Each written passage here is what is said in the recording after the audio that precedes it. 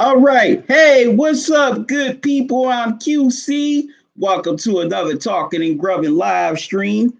I know I was supposed to be starting a little bit earlier, but I had some computer issues. I greatly apologize.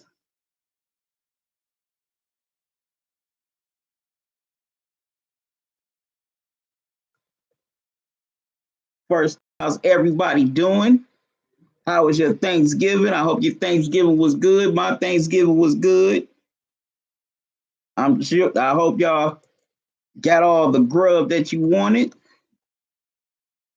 And also, you enjoyed all the time you had with your family and friends. My Thanksgiving was good. I'm seeing people coming into the live stream. Join the chat now. Once again, I greatly apologize for starting late. Had some technical difficulties. But now we on track and now we can kick off this live stream.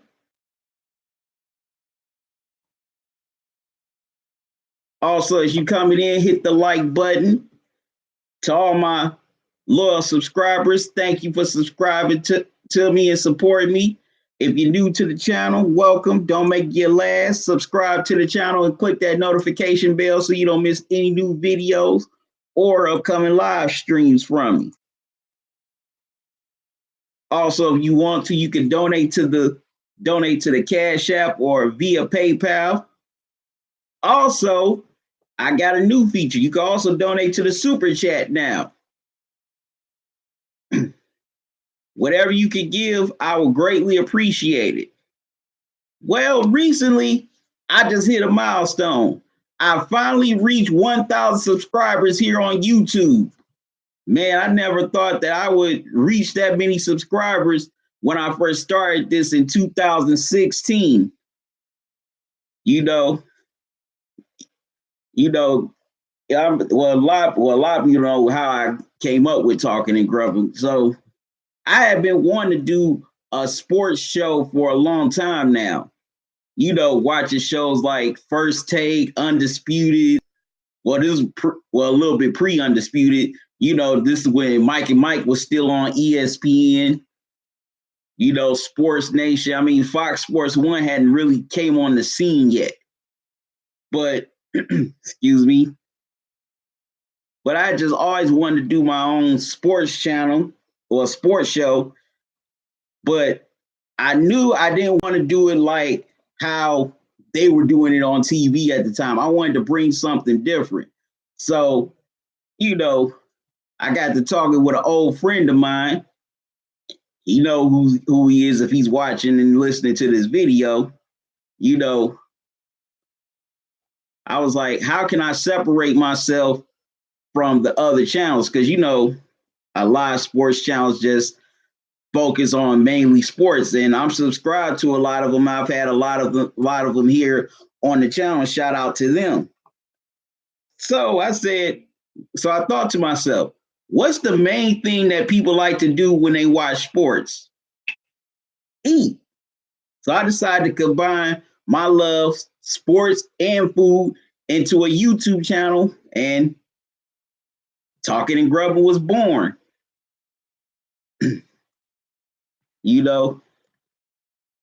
And I'll admit, the first video I did was for the First Take Debate Challenge contest. I'll admit, it sucked. For a lack of a better word, it just sucked. But I was glad that I made that video so I could get all my nervousness and my jitters out the way.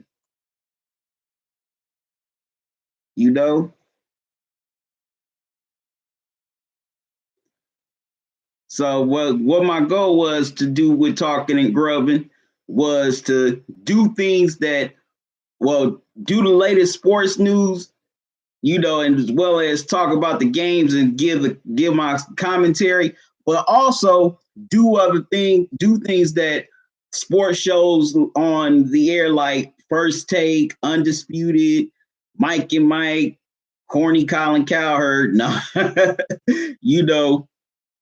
all these sports shows that are on the air right now and were previously on the air at that time do things that they didn't do. you know, and also, well, before I get to my other point, so that's why I decided to start to do things like Grub of the Week, grubbing on the road, where I went to Your Pit Barbecue out in Vermilion. Shout out to John Vine.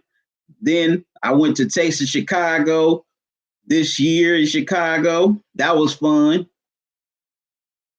I wish I could have gotten more footage, but the original camera I had ended up getting broke while I was there, and I had just got finished filming a segment for that video.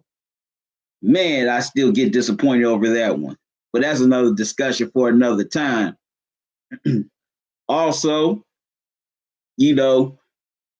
I started doing the live streams, such as live streaming the NBA draft lottery, some of the NBA draft this year, did this year's NBA finals, the World Series, which all those were fun, especially doing the NBA finals. Excuse me, the NBA finals live streams. Those were real fun. I had a great time just talking to people from just all over the world, from just different cities, different countries. I had a few folks from Canada that came into the live streams. I was happy to see to read their excitement in the chat when the Raptors finally won the NBA championship. Then now I just created, my new live stream series, Dinner and Sunday Night Football, which has been doing pretty good.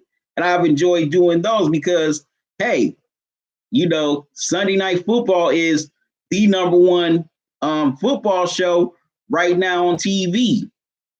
And plus, you got the hottest matchups with the best teams showcasing all the stars. So I just decided to just,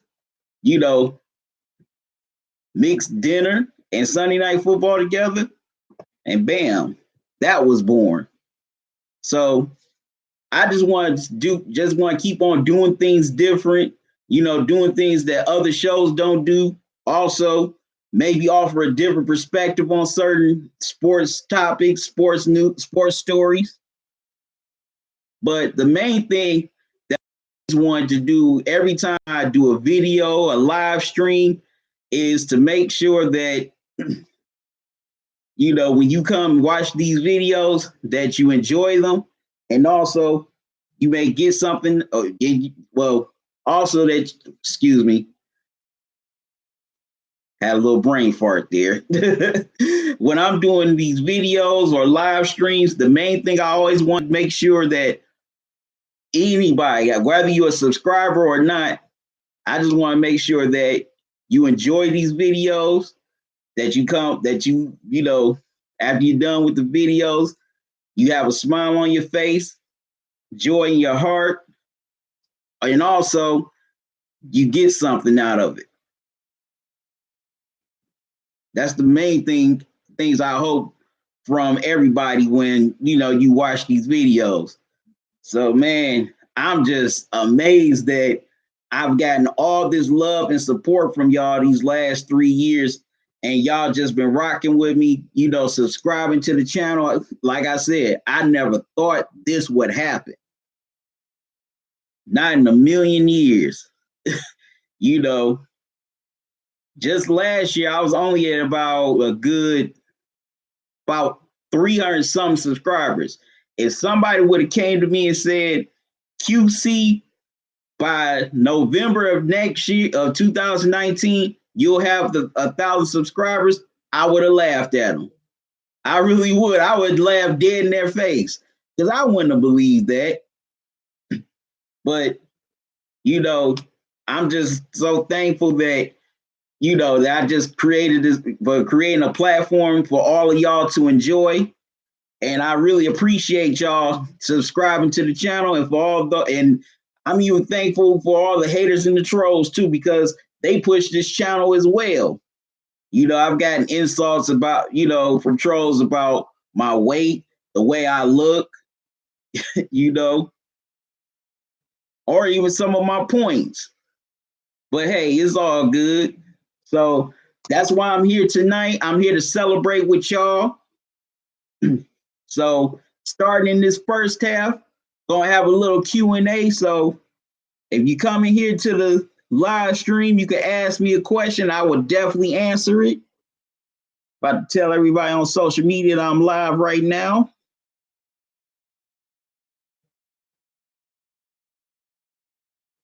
And a little bit later, I'm going to give a little preview of the Browns versus the Pittsburgh Steelers Sunday afternoon. That's a big game, even though it's on at 1 o'clock. That's a very big game that has a lot of playoff implications. Originally, that was going to be the 425 game on CBS, but they bumped it due to all the controversy that the last game had 2 weeks ago, where the brawl happened in the last seconds of the game in Cleveland, where Steelers quarterback Mason Rudolph and Browns defensive end Myles Garrett got into a brawl where Rudolph escalated the situation by tugging at Garrett's helmet, also kicking him in the groin with his cleats. Then Myles Garrett proceeded to snatch off Mason Rudolph's helmet and hit him over the head with it. Also, Myles Garrett's teammate Larry Ogunjobi jumped into the brawl, as well as Steelers offensive lineman Marquise Pouncey. Now, as you all know by now, Myles Garrett is suspended for the remainder of the season. Pouncey originally got a 3-game suspension, but on appeal, he got it reduced to 2. And Larry Ogunjobi got suspended for 1 game, so he'll be back in this game Sunday. While Mason Rudolph was only fined, which is some straight BS.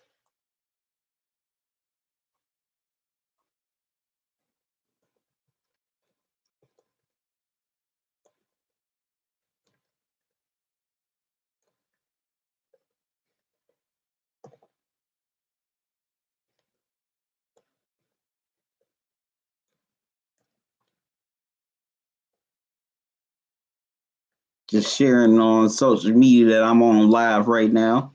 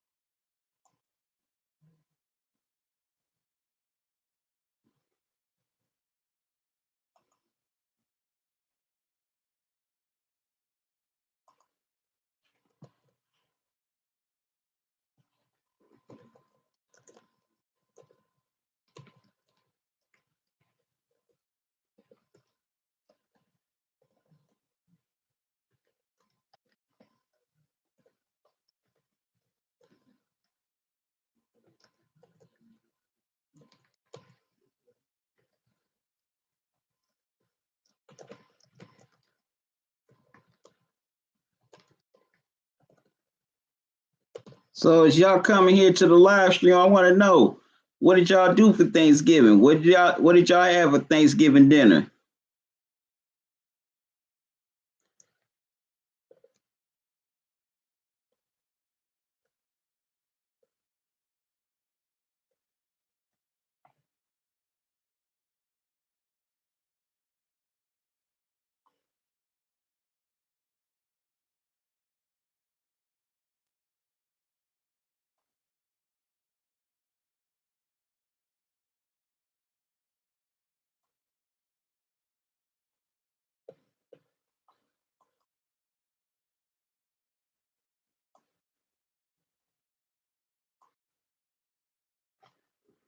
All right, I see y'all here in the live stream, so hit the like button. And also, y'all can ask me whatever you want. I'm about to celebrate by grubbing on some Happy's Pizza, pepperoni and sausage.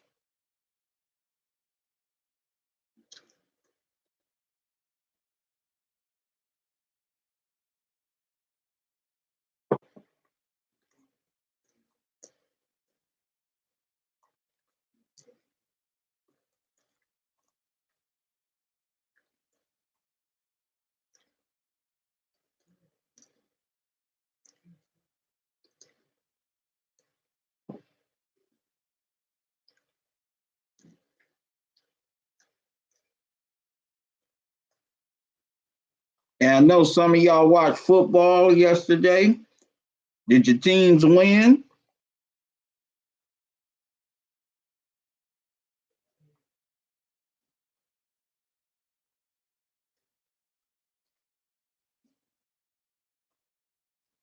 Or did your teams lose and mess up your turkey day?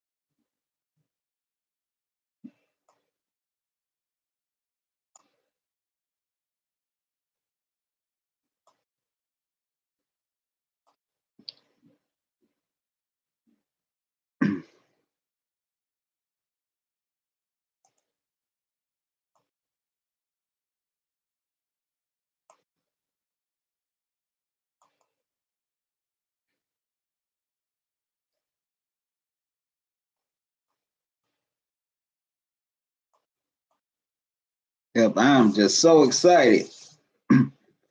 You know,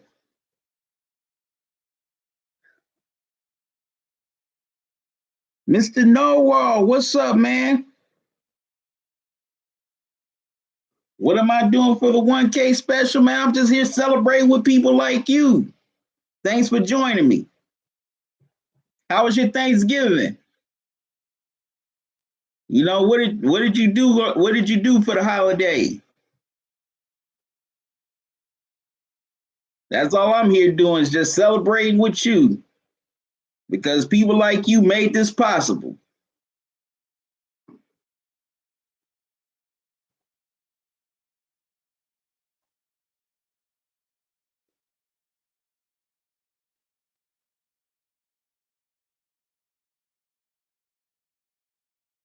Said Thanksgiving was great.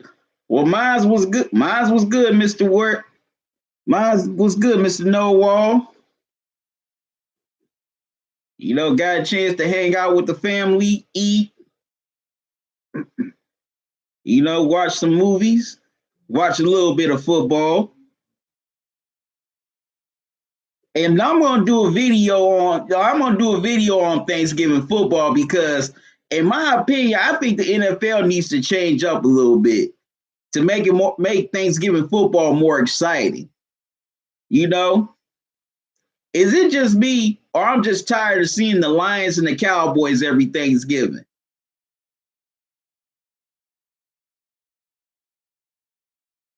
You know, here's my thing. I thought about this yesterday. What if the NFL, like, okay, the primetime matchup?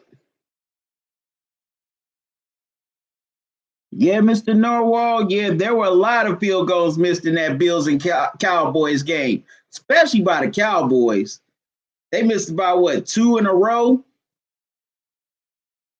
and that was and them missing that field goal before halftime was huge because if they would have made that field goal, they would have went into the locker room with some momentum.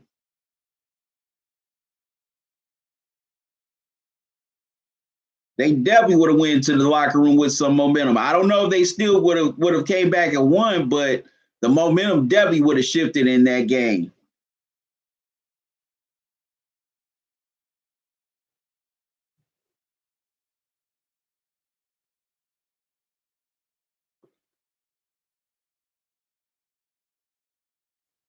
Yes, indeed. Yes, indeed.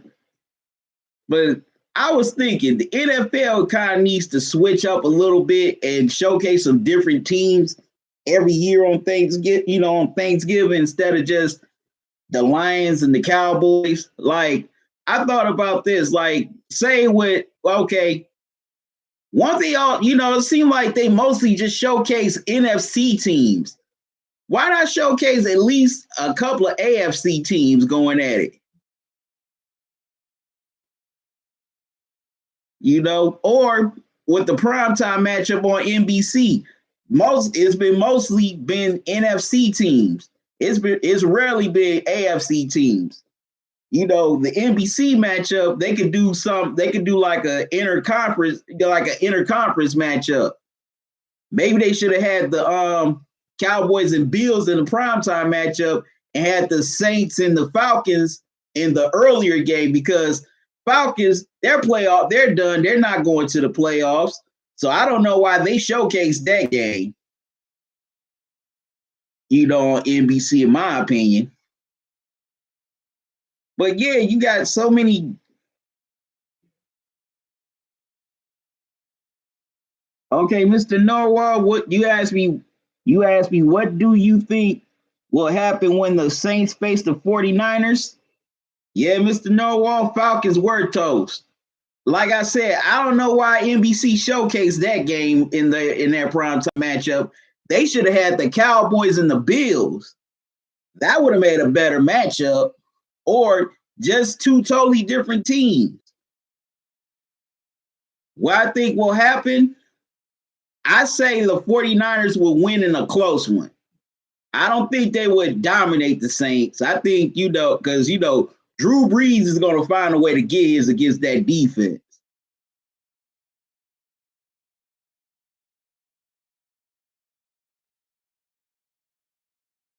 Yeah, that Saints and Falcons game was just so boring. It was just boring because, like, okay, if they were gonna showcase the Saints, they should at least showcase them against a worthy opponent. Okay, that would have been cool if they could have. That would be cool if the NFL could have bumped that game up to Thanksgiving, the Saints and the 49ers. That would make a great matchup to close out the Thanksgiving schedule. Yeah, Mr. Noah. I know they played the Bills and the Cowboys played yesterday. Like I just said, the Bills and Cowboys would have made a better matchup on the NBC game instead of putting them on the CBS game. I say they should have switched. They should have put the Falcons and Saints on the 4:30 dock and put Bills and Cowboys on the 8 o'clock dock. I mean, on the 8 o'clock, schedule. That's just my opinion. But also with Thanksgiving, if they would do different teams, I think the interest would grow even more because you would have two different teams.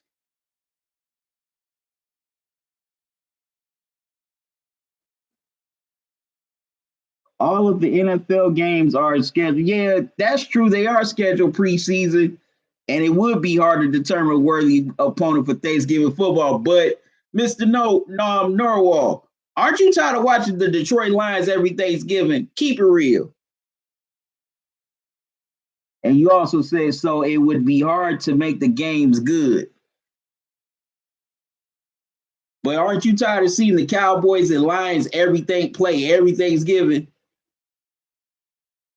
You wouldn't want like some totally different matchups. That's all I'm saying. Just keep it interesting, you know. And also, Mr. Norwal, the NFL knows which team, which AFC divisions are going to play each other a few years in advance. You know, they know who's going to play in advance, long before they even make a schedule. So say I'm gonna just use this for like purpose of conversation. You know, I'm gonna use my Cleveland Browns as an example. Like say, okay, wherever the Browns finish 10-6, whether they make the playoffs or not, and they play the AFC West next year. Who's in that division? The Kansas City Chiefs. Wouldn't Pat Mahomes versus Baker Mayfield make a great matchup on Thanksgiving, Mr. Norwald? Agree or disagree? Wouldn't that make a great matchup? You got two young quarterbacks going against each other. And plus, they went against each other in college.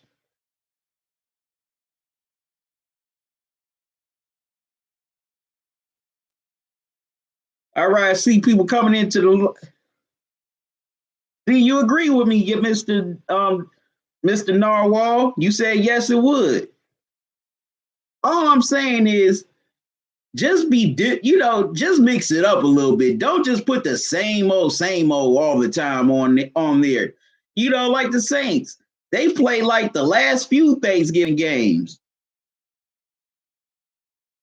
Hey, what are my thoughts of Odell on the Browns? Well, it's taking him and Baker time to get that chemistry because they really didn't practice together in the offseason. You know, they both weren't in OTAs, and also Beckham, was injured throughout the whole preseason. So it's taking time for them to get that chemistry together. But in these last few games, they've they've definitely started to get a chemistry together because, Baker has gone to him a few times now. That game against the Steelers, he should have had a touchdown, but he was just stopped short of the 1 yard line. He got a touchdown against the Dolphins, almost had another, but it was the safety for the Dolphins broke it up and got called for a pass interference. But Baker and Odell are finally starting to get that chemistry. Going within these last few weeks. And even though, Beckham hasn't caught a lot of TD passes, he's still on pace to have another 1,000-yard season in spite of that. And, with this easier schedule, now Cardinals and Ravens are going to be tough games, but most of these opponents are some of the worst in the league. I think Beckham can definitely get a few more touchdown passes before the season is out. Okay, Mr. Noah, you asked me who do I think is the best quarterback. Do you mean right now or all time? Get another slice of this pizza.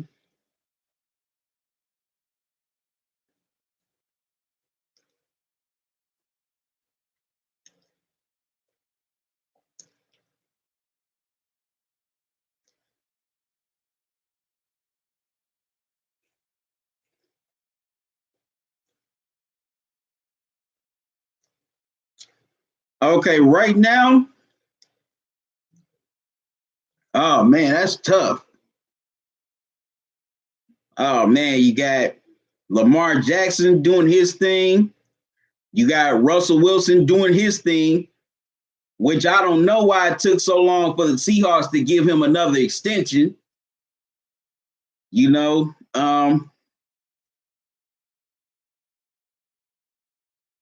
Claude Bishop, thanks for the congrats, man. Welcome. Thanks for joining me. How you doing? But back to your question, Mr. Noah, it's tough to say who's the best QB right now. Like I say, you got Lamar Jackson. He's having one hell of a year. Russell Wilson doing his thing. He's not too far behind him. Of course, Drew Brees, is Drew Brees. He's trying to find a way to win another Super Bowl before I think he walks off into the sunset. Jimmy Garoppolo's been cool. Well, not Jimmy Garoppolo's been pretty solid. So it's hard to say who's the best QB right now for me. Because you got so many arguments. Pat Mahomes is also still doing his thing. You're right. There are a lot of quarterbacks with their own unique talents. That's true. So yeah, it's hard to pinpoint who's the best QB out here right now because you have a few of them just have been doing pretty good this year.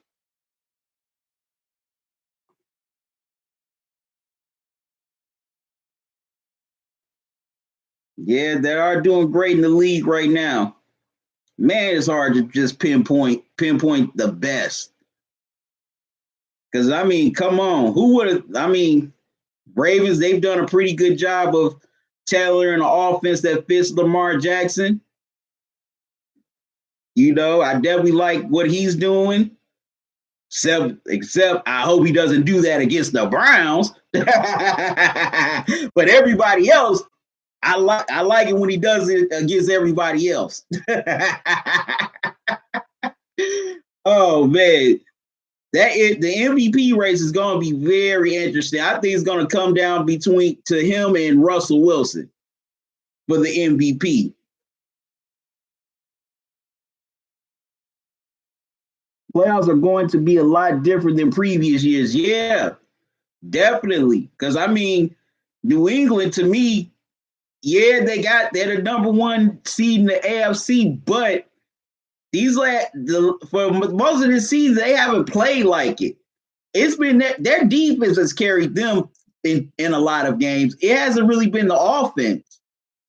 The offense hasn't been that good for the Patriots.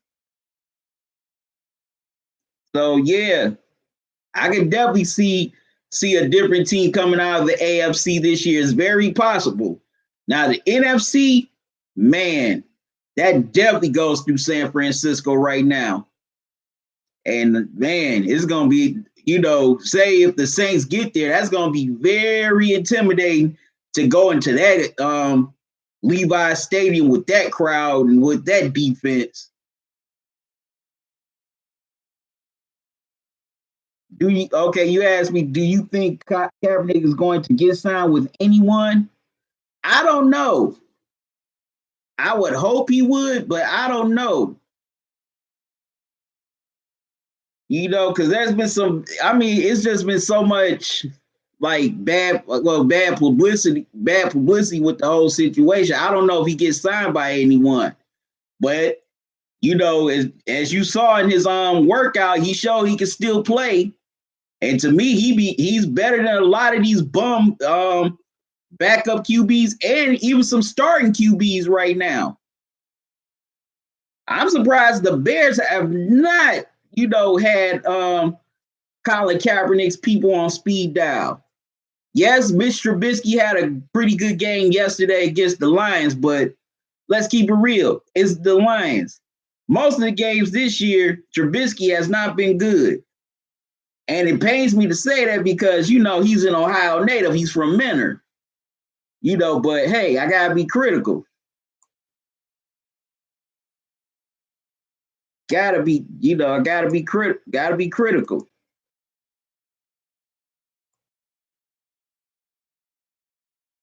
But I don't know if Kaepernick gets signed by anyone. And that would be messed up. And that would be messed up because he showed people he could still play. But it might be a very small chance that he gets signed by anyone. Because a lot of the owners still haven't gotten over, him, taking a knee, which I think is pretty stupid. Because there's a lot of NFL players who've done worse and still, played in the NFL. They act as if he committed treason.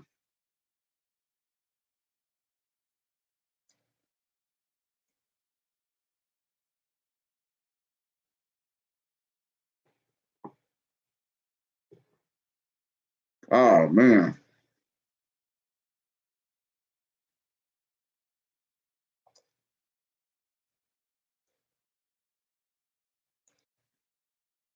Claude Bishop, you asked me, do you think the Steelers or the Browns make the playoffs? Are you referring to, well, Claude, are you referring to far as Mr. Norwalk, can I have your food? I don't have much pizza left, man. If I had plenty more left, I would send it to you. But fortunately, I don't have much left, man. Now, Claude Bishop, are you talking about as far as who wins this game Sunday, or just overall? Because I look at it like this. Now, the Steelers, they're 6-5. If the season were to end today, they'd be in the playoffs.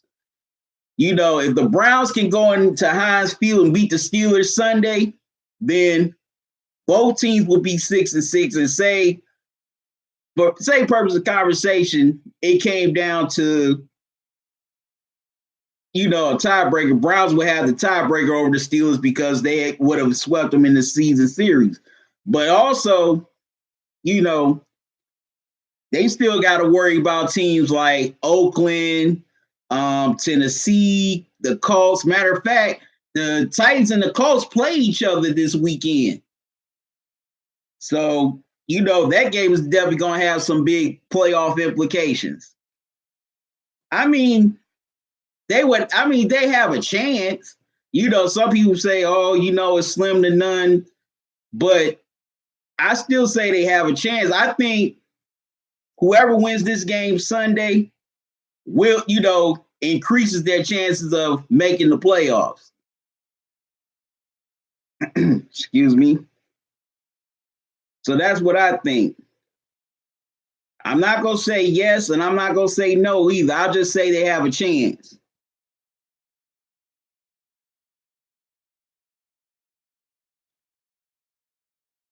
Claude, what city pictured in the background? Is that in the background? This is my hometown, Cleveland, Claude.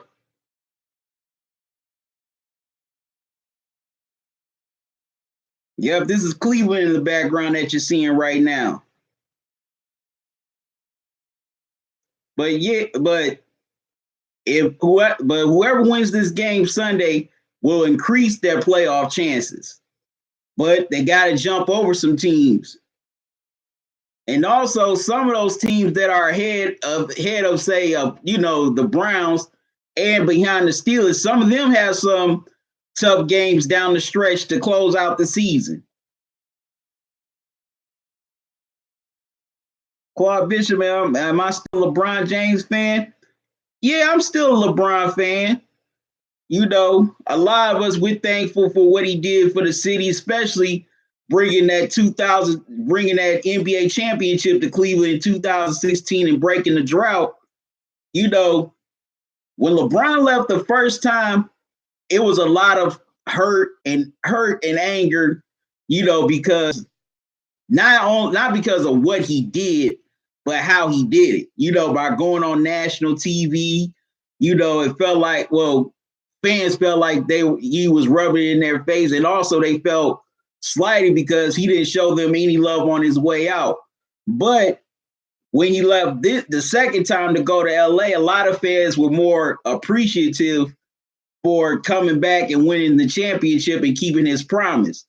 So yeah, I'm still a LeBron fan, because when it's all said and done, when LeBron, is on that podium in for his basketball Hall of Fame induction within the next 5 to 10 years, he is always going to be associated with the Cleveland Cavaliers and the city of Cleveland. No matter what he does in LA, even if he, goes on a three-peat in LA, it will never beat the championship he won in Cleveland.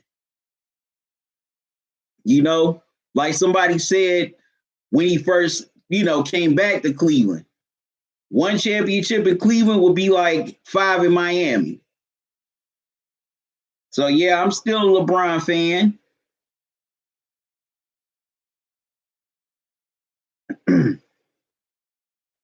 And also get, they do the Lakers. They're doing their thing so far this season. Well, starting off this season.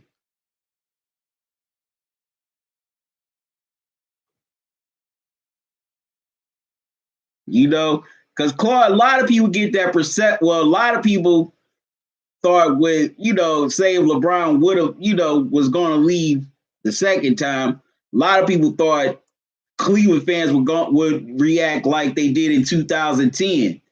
But about a good, say, 90 to 95% of fans didn't react that way. Matter of fact, a lot of them saw it coming. But they looked at it, hey, no matter what he does, he got us the championship. He broke the drought. And we love him and thank him, and we'll always love him for that. Okay, you asked me, do you think the Lakers will win it all? I mean, they have a great chance to win it all this year.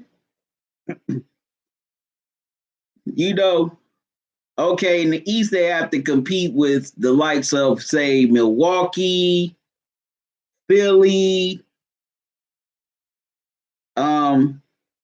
Boston. Boston's definitely doing that thing right now.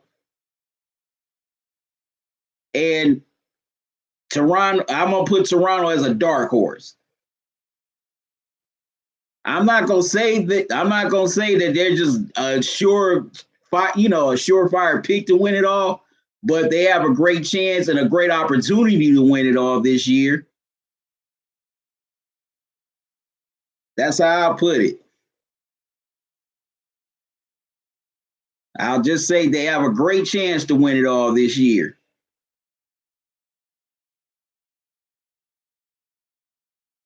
Do I wish the Browns would have taken Lamar Jackson over Baker Mayfield? No.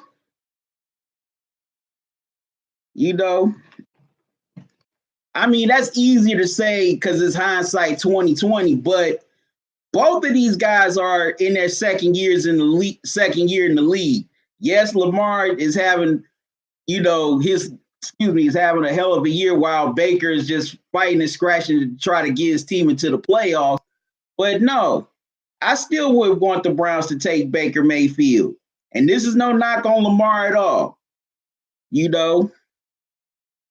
Baker did start off bad this season, excuse me. But in these last few games, he's definitely gotten better. And he's played pretty good against most of the games against some of the great passing defenses in the NFL. The Steelers, the Bills, the Broncos, and he was solid against the Patriots. So no, I wouldn't want the Browns to take Lamar over Baker Mayfield. Plus, like I said, it's easier to say that because Lamar's having all this success and Baker isn't. But and I think in some ways now as a society we're too prisoner of the moment. We have such a recency bias. Everybody doesn't come into the league and have success right away. You got some that do, and some it takes time. Like, okay, I'm gonna use basketball for example. Magic Johnson came into the league, won the championship his rookie year. Michael Jordan came into the league. It took him about 6 or 7 years to finally win his first ever championship. Even Troy Aikman, Peyton Manning, they had some terrible records after their first 2 years in the league.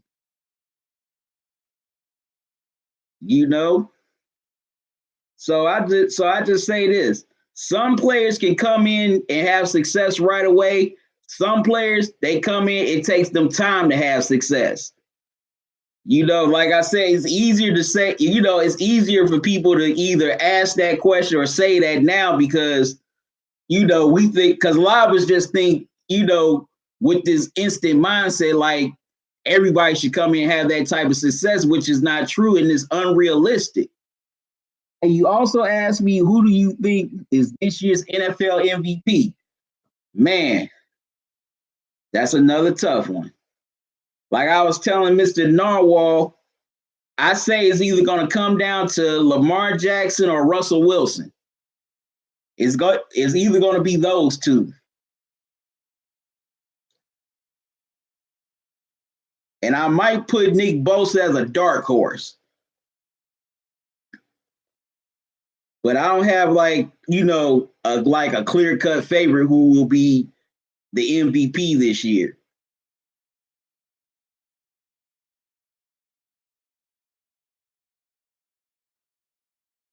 You, you know,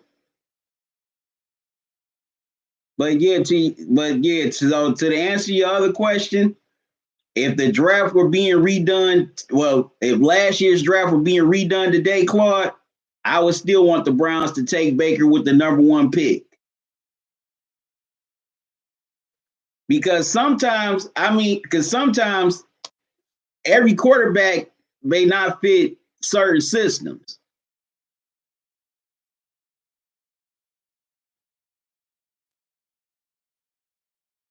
Now, Claude, this were like if they were both in their 5th or 6th years, and you were asking me this question, then I may have a different answer. But I can't give you that type of answer right now, and they're both in their 2nd year.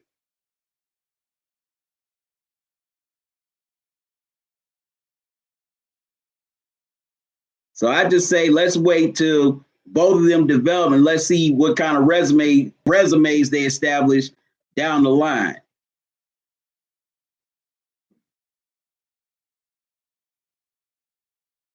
Because before Sean McVay went to the Rams, a lot of people thought Jared Goff was going to be a bust,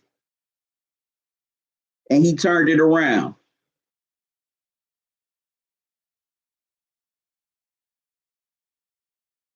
Okay, about to get into. I'm seeing people here in the live stream hit the like button. Also, I'm here celebrating 1,000 subscribers. You can drop any question here in the chat. I'd love to answer it because in about a few minutes, I'm going to be going to, I'm about to do the Browns and Steelers preview. It's a big matchup up in Heinz Field this Sunday. Big playoff implications on the line. This is going to be the first game between the Browns and Steelers since the now infamous quote unquote helmet gate. Where the brawl between Steelers quarterback and Browns defensive end Myles Garrett broke out 2 weeks ago on Thursday Night Football. And this is going to be one heck of a game. Mason Rudolph is not going to be the starter in this game. It's going to be Devlin Hodges. They call him Duck. And also, there's a lot of the Steelers' 2 offensive weapons, James Conner and Juju Smith-Schuster, are very questionable for this game. So I'm just definitely going to break that down in a minute.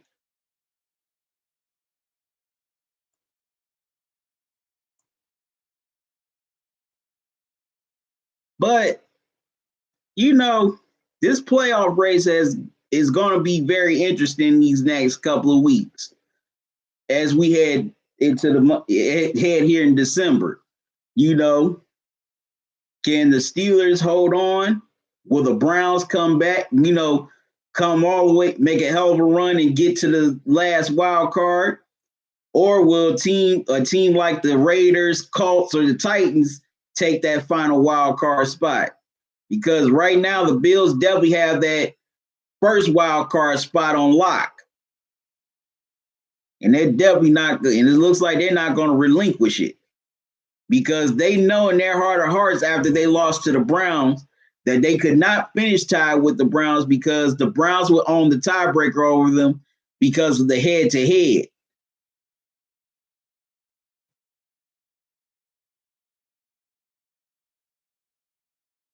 So yes, y'all got any more questions? You can ask them here in the chat. I'll be more than glad to ask them. Also, you can show your support here by donating something towards the super chat or PayPal or Cash App.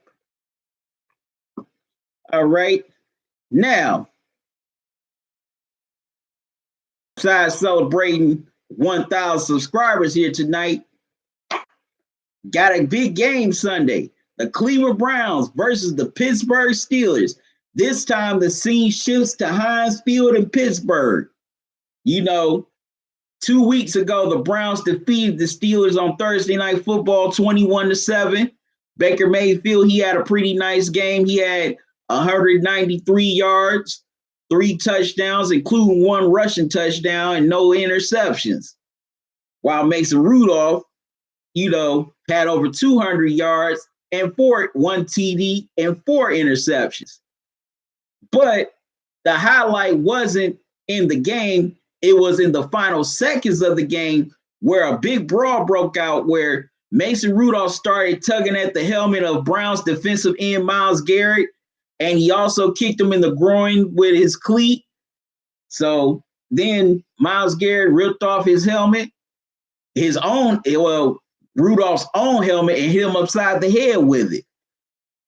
Also, Larry Ogunjobi, Myles Garrett's teammate, as well as offensive lineman Marquise Pouncey, jumped into the fight.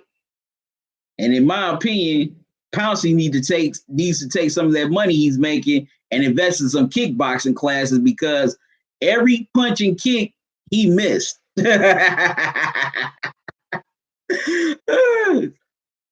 But as you all know, that brawl, just blew up overnight. It was all over the news. It was on CNN, Good Morning America, the Today Show, just blasted all over the world. So Myles Garrett is suspended for the rest of the season. He's got to go. He's going to have to go before Roger Goodell in the offseason to get reinstated. And some might even say he may get additional games to start the 2020 season, which I would think is BS. I mean, you already suspended the guy for the rest of the season. Why, add insult to injury by giving him more games? Marquise Pouncey, he was originally suspended for 3 games, but upon appeal, he got it reduced to 2. Larry Ogunjobi got suspended 1 game. He just served it last week, by sitting down the Dolphins game. And Mason Rudolph only got fined $50,000, which I think is BS, because he should have gotten at least a game suspension too for, instigating and escalating the whole thing. Yeah, he got hit upside the head with the helmet, but let's keep it real. He was not an innocent victim. So this is their first game since Helmet Gate. It's going to be a very hostile environment up in Heinz Field, because, they're still PO'd about Myles Garrett clocking their quarterback upside the head, even though he's not going to play. It's going to be all kind of boos from the Steeler faithful. Plus, the Steeler defense, they are no joke. They're nothing to play with. They're 3rd in the NFL in sacks, 2nd in takeaways behind the Patriots. And Minkah Fitzpatrick has been that anchor after they acquired him from the Dolphins. He's had a few pick sixes since he's been on the Steelers. Also, they got the young rookie Devin Bush from the team up north. I'm an Ohio State guy. We don't say their name. We're playing them tomorrow. He's from the TTUN. But, he started off bad, but he's definitely come on strong in the last few weeks. And also, you can't forget about TJ Watt and Bud Dupree, who are just sack machines. But the Steelers offense has been very, what's a nice word to say? Terrible. They have been their offense has been very terrible. When they had the 4-game winning streak, the defense carried them. The offense played pretty putrid, in those wins. So, and also the Steelers' 2 main offensive weapons in Juju Smith-Schuster and James Conner are questionable in this game. Even though I heard that James Conner returned to practice Thursday. Also for the Browns, you know, Baker Mayfield, yes, he started off the season pretty bad.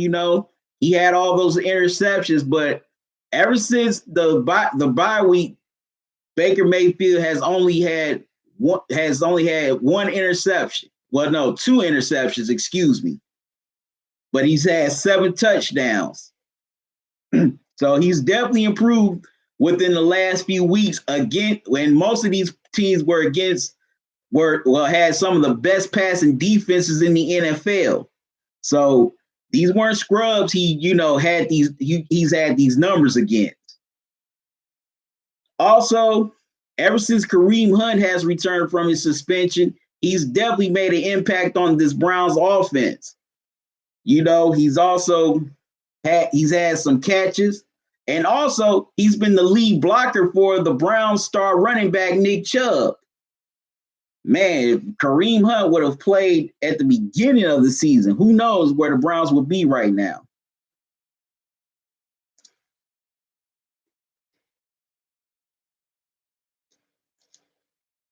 Also, Baker and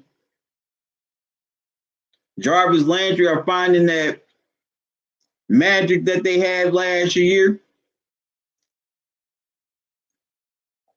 He's been his go-to target within these last few weeks. And also Baker and OBJ are finally starting to get that chemistry going. In the last game against the Steelers, he had a touchdown, but he was stopped short at the 1 yard line. And he almost had another touchdown against the Steelers. Well, no, he had a touchdown against the Dolphins. He almost had another touchdown against the Dolphins, but it was prevented due to a pass interference penalty. So definitely liking the fact that OBJ and Baker are finally starting to get that chemistry together after, not practicing in OTAs and also not practicing playing together in the preseason because OBJ was hurt. So, this is going to be a fun AFC North matchup. Like I said, hostile environment. It's going to be a lot of Steeler fans there waving those crappy those yellow terrible towels. Also, you're going to have a lot of Browns fans in attendance. They're going to be sporting their Myles Garrett jerseys, most of them, or just their Browns gear in general. So this is going to be a fun, interesting game. Division matchup. The AFC North is always a battle when any two AFC North teams meet up. And I'm not going to expect any different from this game. Also, the Browns defense, they're definitely going to find a way to make adjustments, to get a pass rush going without Myles Garrett, who was the Browns' best pass rusher on the team. As a matter of fact, before he got suspended, he was third in the NFL with 10.5 sacks.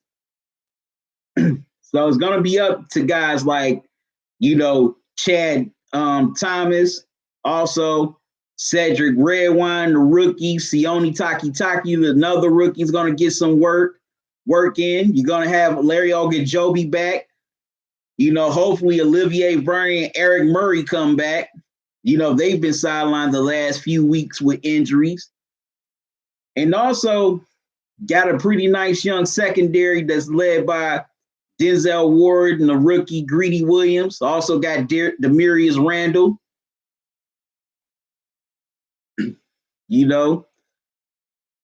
But I think, Hodges is going to definitely try to test out Greedy Williams, no matter if Juju Smith-Schuster is playing or not.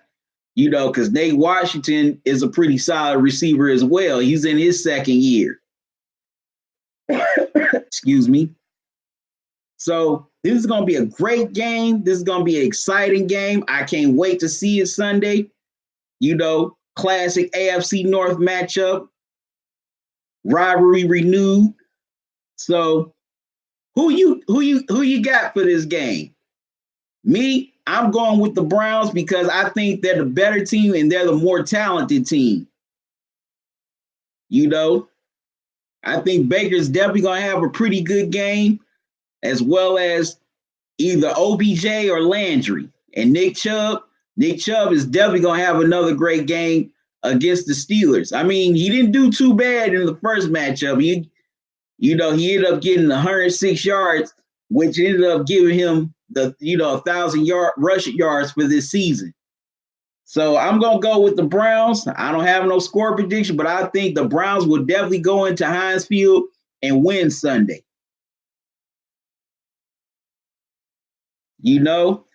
But I'm about to get out of here, y'all. I have to work on some videos. Thank y'all for joining me and celebrating the 1,000 subscribers. To all my loyal subscribers, thank you for subscribing to me. And if you're new here to the channel, welcome. Just don't make your last. Subscribe to the channel and click on the bell icon so you don't miss any new videos or upcoming live streams from me. Once again, I thank all of y'all for joining me. I enjoyed chatting with y'all. You can donate to the channel via Cash App or PayPal if you want to. Both links are up at the top of the chat. Any donation, I will greatly appreciate it. Join me here again Sunday night for dinner and Sunday Night Football, as I will be live streaming during the New England Patriots and Houston, Texas game. Till then, y'all have a good one. Love y'all to life. QC out and enjoy the rest of your weekend.